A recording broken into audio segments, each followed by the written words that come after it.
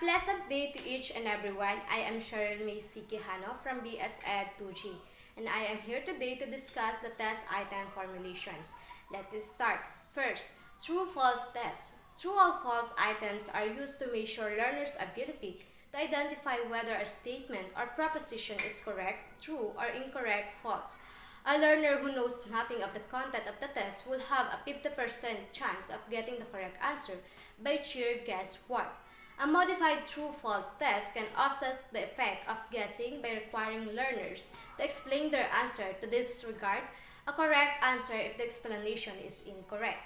Ang true or false ay ginagamit para makita yung ability ng isang mag-aaral na malaman nila kung tama ba o mali ang isang pahayag. A student have a 50% chance of getting a correct answer sa pamamagitan ng mga hula dahil dalawa lang yung pamimilian. So sa teacher, minsan naglalagay siya sa direction na explain the statement if your answer are false para makita ko ng hula lang ba yung isang students o inaral talaga yung lessons.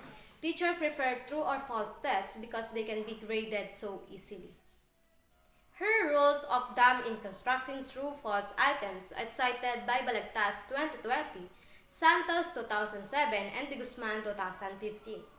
1. Include items that are completely true or completely false. Sa paggawa ng true or false test, kinakailangan din na isama yung mga items na ganap na totoo o mali para mas lumalim yung pag-iisip ng mga students. Example, faulty.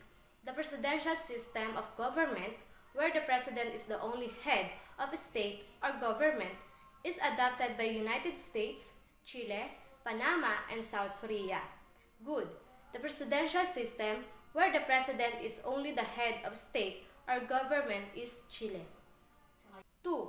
Avoid lifting statement from the textbook or other learning materials. Dito ay sinasabi na paggagawa ng true or false test, iwasan dapat yung mga paglifting ng mga statement sa mga libro or sa iba pang mga kagamitan sa pag-aaral para mas maunawaan ng mga students yung test.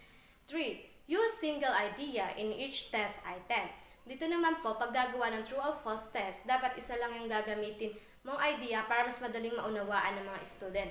At hindi sila maguluhan, parang dapat dito po, kailangan direct to the point ka na sa statement na gagawin mo. Example, faulty. The true-false items, which is favored by learners, is often referred to as an alternative response item. Improve. The true-false items is also called an alternative response item. 4. Refrain from using negatives, especially double negatives. So, sa true-false test, dito, kailangan hindi ka gumagamit or pigilan mong gumamit ng mga negative thoughts or statement. Example, faulty. There is nothing illegal about buying goods through in the internet. Good. It is legal to buy things or goods through the internet. 5. Avoid using absolutes such as always and never. Iwasan ang paggamit ng mga always o palagi or at never o hindi kailanman sa true or false test because it tends to be either always true or false. Example, faulty. The news and information posted on the CNN website is always accurate. Good. The news and information posted on the CNN website is usually accurate. Avoid the use of unfamiliar words or vocabulary. Iwasan yung gumamit ng mga hindi familiar ng mga salita because there have a chance na manghula na lang yung students dahil doon sa nabasa niyang unfamiliar words. Second test items, multiple choice items. The most versatile type of the test since it can take several forms such as completions, questions, and direct form. Writing multiple choice items requires content mastery, writing skills, and time. Only good and effective items should be included in the test. Multiple choice is a form of an objective assessment on which students are asked to select only the correct answer from the choices offered as a list. Ang multiple choice ay kinakailangan ng oras upang makapag-focus ang students sa mga tanong. Poorly written test items could be confusing and frustrating to learners. Each item in a multiple choice test consists of two parts, A, the stem, and B, the options. In the set of options or alternatives, there is a correct or best option while the others are considered distractors. A multiple choice items consists of a problem known as the stem and a list of suggested solution known as alternatives. Sa mga pagpipilian, mayroon isang tama at pinakamahusay na tama, habang ang iba ay mga panggulo para sa pagpipilian. The following are the general guidelines in writing good multiple choice items. 1. Do not leave and use statement from the textbook or other learning materials. Katulad ng paggawa sa true or false test, iwasan rin dapat ang paglifting ng mga statement na galing sa mga textbook or sa mga learning material. 2. Keep the vocabulary simple and understandable based on the level of learners, examinees. Panatilihin na simple lang yung mga words or vocabulary na alam mong accurate sa level of intelligent ng learners mo. 3. A direct question is prepared over an incomplete sentence. Dito ay katulad ng true or false test, dapat direct to the point ka sa statements rather than incomplete sentence. 4. Word the stem positively and avoid double negatives such as not and except in a stem. If negative word is necessary, underline or capitalize the words for emphasize. Avoid negatives such as not and except in a question kung ito ay gagamitin. Dapat i-underline mo or ika-caps lock mo para makita na ine-emphasize mo ito. 5. Write the stems as clearly described question or task. The stem should be meaningful by itself and should be present a definite problem. 40.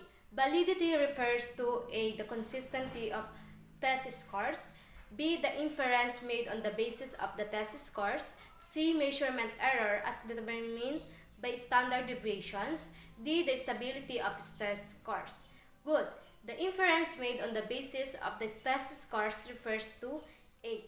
Reliability is defined as the degree to which a test consistently measures a learning outcomes. Multiple choice test items are less susceptible to guessing than true-false question, making them a more reliable means of assessment. B. Validity is the degree to which a test measures the learning outcomes it purports to measure, because students can typically answer a multiple choice item much more quickly than an essay question. Tests based on multiple choice items can typically focus on a relatively broad representation of course material, thus increasing the validity of the assessment. C. Stability. D. Measurement error. 6. Avoid the use of unnecessary words or phrases which are not relevant to the problem at hand. Iwasan ang paggamit ng mga hindi kinakailangan na salita o parilala na hindi naman naiuugnay sa statement. 7. Write the distractors to be plausible yet clearly wrong. Faulty. Which of the following is the largest city in the United States? A. Michigan. B. London.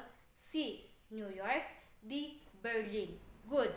Which of the following is the largest city in the United States? A. Los Angeles. B. Chicago. C. New York. D. Miami.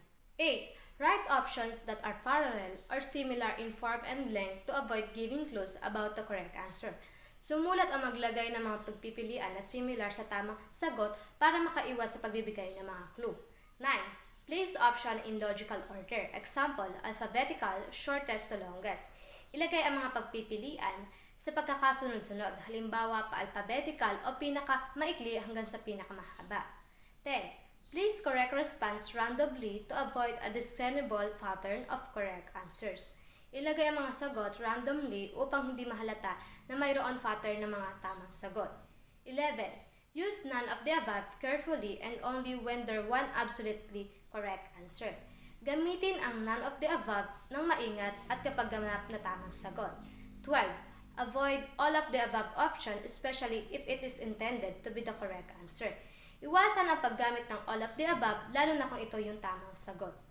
Third test items is short answer test items. A short answer test items requires the learner to answer a question or to finish an incomplete statement by filling in the blank with the correct word or phrase. Short answer items can be answered by a word, phrase, or number. The two types of a short answer items, question and completion, also referred as fill in the blank. Ito ay isang test na kung saan ang mga mag-aaral ay magsasagot ng isang katanungan by filling in the blank with the correct answers. The following are some guidelines in writing good fill in the blank or completion test items. 1.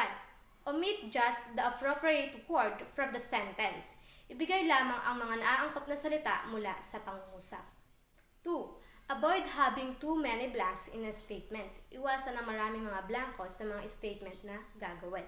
3. Be sure that there is only one correct response. Siguraduhin na mayroon lamang isang wastong sagot sa tanong. 4. Avoid grammatical clues to the response. Iwasan ang mga clues o pahiwatig ng mga gramatika sa mga statement na ibibigay. And that's all. I hope that you gain knowledge from my report. Thank you.